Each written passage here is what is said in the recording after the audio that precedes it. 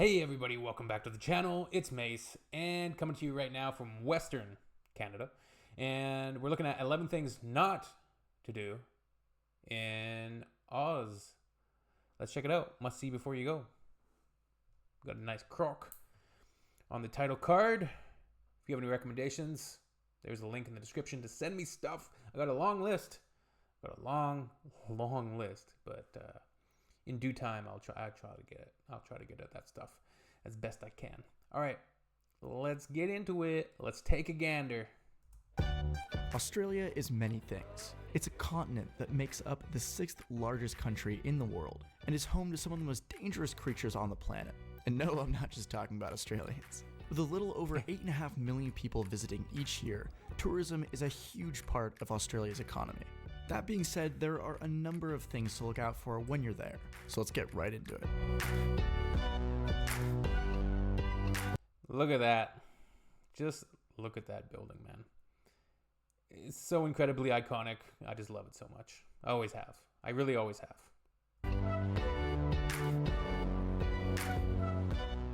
Number 1. Don't stray from the path.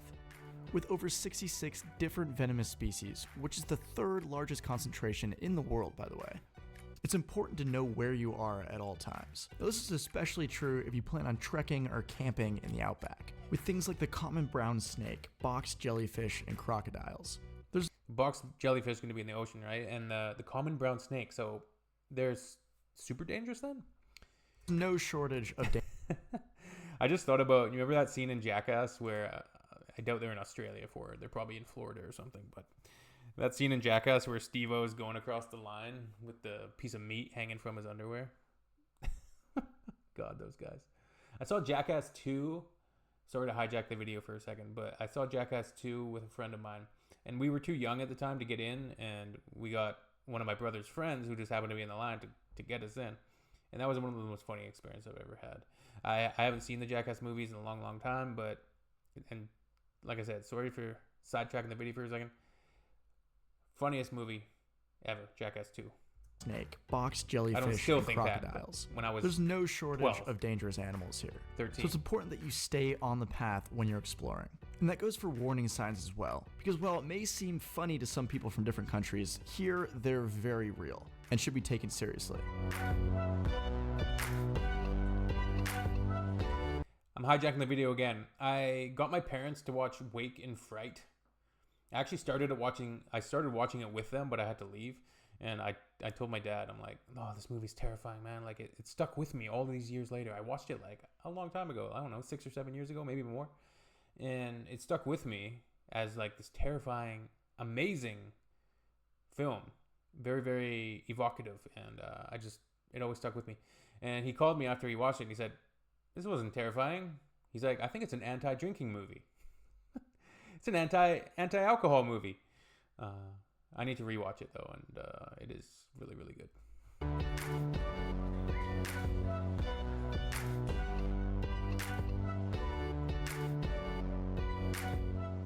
Number 2.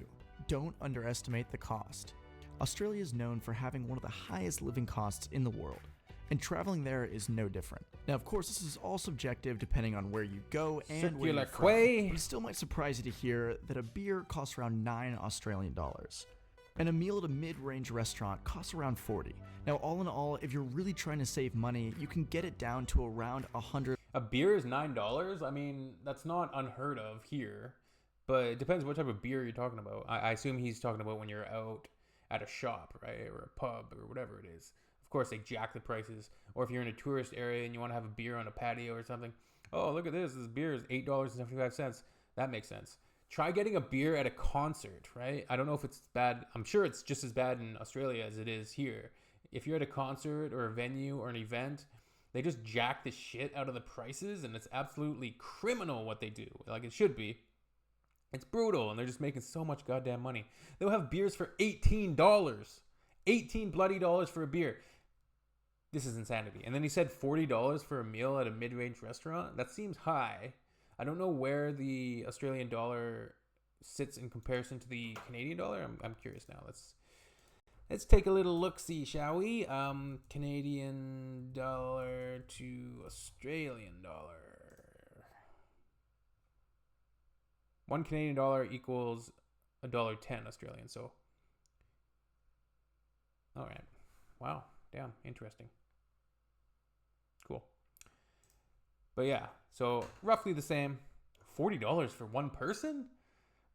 We did go to dinner the other night here, and it was about $80. But we also had beer and stuff, so is what it is. Australian dollars per day. And I'll just throw that number out there as an average. But between transportation, food, and lodging, the prices can get a bit expensive. So it's important that you price out your trip accordingly. Those little things. Fried biscuits. Number 3. And this is a short one. Don't say shrimp on the Barbie. Now this phrase was popularized by a 1980s ad with Paul Hogan, who was later in Crocodile Dundee. And it was sponsored by the Australian Tourism Commission to try to bring in international travelers. But this is Shrimp absolutely not what an Australian would say. If they would even use that phrase at all, they would say prawn, not shrimp. So don't make it more annoying than it already is. How do y'all watch and like your seafood? You like your seafood? Let me know in the comments. What's your favorite seafood? I love seafood, man. Great stuff. We had a fishing lodge. We don't have it anymore, but we had a fishing lodge. And every summer I'd be over there constantly.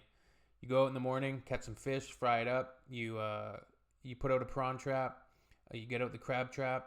So you get crabs, prawns, oysters, lingcod, salmon. Just all these fish, right? Beautiful, beautiful. Love it. Directly fresh from the ocean, baby.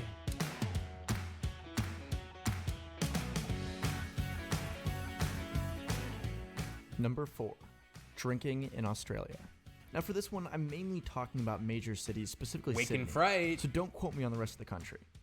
But in Sydney, you can't get a beer after 1:30 in the morning because they have something called a lockout law, which means no one is allowed in or out of bars past that point in time. And their last call is at 3 in the morning. And of course, don't drink and try and drive because they have one of the lowest blood alcohol. Wait, he said last call's at 3 in the morning? What? Nobody can come in or leave at 1:30? 30 in the morning because it's the country. But in Sydney, you can't get a beer after 1:30 in the morning. Oh, so in Sydney, you can't get a beer after 1:30 in the morning. Because they have something called a lockout law, which means no one is allowed in or out of bars past that point in time. And their last call is at 3 in the morning. So you can get a beer after 1:30, but you have to be already in the bar at that point. So you can't go to the bar after 1:30 a.m. And of course, don't drink and try and drive because they have one of the lowest blood alcohol content levels. Also because you might kill somebody. 0.05 before you can be arrested. And last but not least, don't order Foster's Commercial refrigeration and beer plumbing. I like that. beer. That's not an Australian thing, that's an American thing. Instead, try and order a bottle of Bundaberg. My Aussie friends will know why I'm laughing. Bundaberg?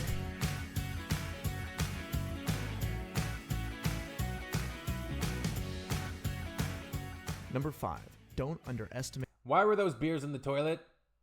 its size. Australia is a country with about 25 million people, and because it's a continent, it's made up of almost 7.6 million square kilometers. And despite the fact that the majority of its population is clustered around the coasts, in urban areas, it still means that as a tourist, it's going to take a long time to get from place to place. So it's important to take a look at exactly how long it's going to take you to complete your itinerary. Australia's huge. Thank you. Thank you. I didn't know that. Number 6, don't always tip. Now, unlike some countries, tipping isn't required in Australia, and that's mainly because their minimum wage is the highest in the world, at around $18.93 an hour. Now, in places like the US, waitstaff require tips to earn a living wage, because the national minimum wage, or are we supposed to call it South Asian food now? I don't know. I still call it Indian food. Is $7.25 an hour. Now, if you have great service, for sure you should tip the person. All I'm saying is you won't be scorned like in the US if you don't. It looked like a wicked food truck. Number 7, don't rely on food vending public market. transport. Now, because Australia is so big and so spread out, The public beautiful transport bridge is difficult to find outside major cities. You know, it's not like Europe where you can take a train to a small town, hop off, and then hop onto another train to another. It's because Europe is like so condensed and such a small landmass in comparison to this, like, right? Like British Columbia, for instance, it's big enough to almost cover like a huge swath of Europe, right?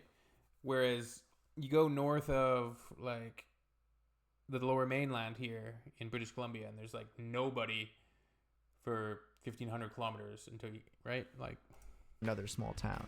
Australia's just too big for that to be feasible. So you're better off finding other ways to get Canada and Australia really have that in common. Like this huge areas of land where there's like just nobody. around. Number 8. Don't talk about immigration. Now forgive me if I have to generalize a bit in order to get the point across. But for the most part, many Australians dislike the way that the government handles immigration, whether they're anti-immigration or whether they're disgusted by the way the government handles refugees. Of course, there's all the people in between. But the bottom line Hey, Canada's got the exact same thing happening, right? You have people that it's a real, yeah, it's one of those talking points that really lights a fire under certain people, and you get people on opposing sides that can get real into it and about their arguments about don't let anybody in, they're taking our jobs. They let these people in and they just spread everywhere. You got other people that are more reasonable, like, no, we need common sense immigration policies because, you know, our declining population and, you know, we're not having enough children, like our society wise, so population growth is going to be stunted, and then there's going to be issues down the road. Blah blah blah. Common sense. We need, right? Just have some common sense, people. Common courtesy. Be nice.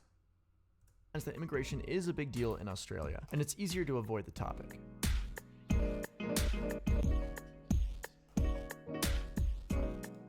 Number 9. Don't take anything personally. Now, Australians always seem Never to be do. joking around, and insults are one of the ways that they do that. But don't make the mistake of thinking they mean anything by it. There's a funny saying where you know that an Australian doesn't like you if they don't insult you, because it means that they actually think there's something wrong with you and that it'll offend you. Go figure. So take everything with a grain of salt. I like that. Number 10. Don't be afraid to say hello. Australians have a pretty well-deserved reputation for being laid back. And like I was talking about before with the kidding around, they're good at taking things in stride, which makes it easy as a tourist to make friends. And talking to people is a must.